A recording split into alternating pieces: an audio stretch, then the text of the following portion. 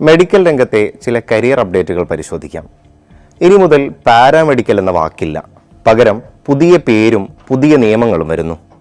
2026-2027 അധ്യയന വർഷം മുതൽ ഇന്ത്യയിലുടനീളം മെഡിക്കൽ രംഗത്ത് കോഴ്സുകൾക്ക് വമ്പൻ മാറ്റമാണ് വരുന്നത്.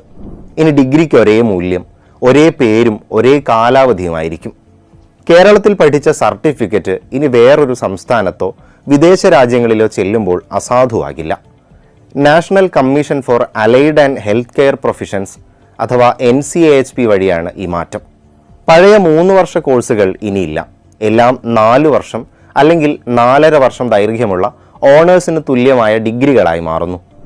പ്രധാനമായ മാറ്റങ്ങൾ എന്തൊക്കെയാണെന്ന് പരിശോധിക്കാം.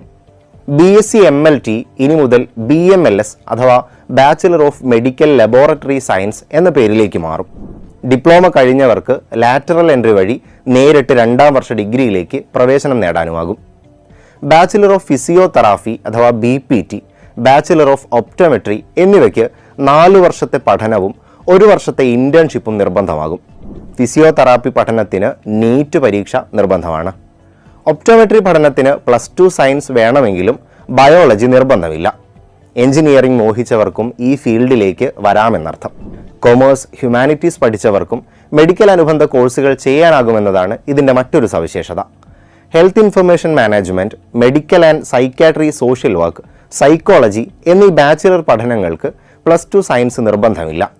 രാജ്യമാകെ മെഡിക്കൽ അനുബന്ധ കോഴ്സുകൾക്ക് ഒരേ പേര്, കാലാവധി, പ്രവേശന നടപടിക്രമങ്ങൾ എന്നിവ വരുന്നത് വിദ്യാർത്ഥികൾക്ക് തൊഴിൽ രംഗത്തും വിദേശ ജോലികൾക്കും സഹായകമാകുമെന്നാണ് പ്രതീക്ഷിക്കുന്നത്. ഇനി മെഡിക്കൽ അനുബന്ധ കോഴ്സുകൾ തിരഞ്ഞെടുക്കുമ്പോൾ ഈ പുതിയ മാറ്റങ്ങളെ വ്യക്തമായി മനസ്സിലാക്കി മാത്രം കോഴ്സുകൾ തിരഞ്ഞെടുക്കാൻ ശ്രദ്ധിക്കുക.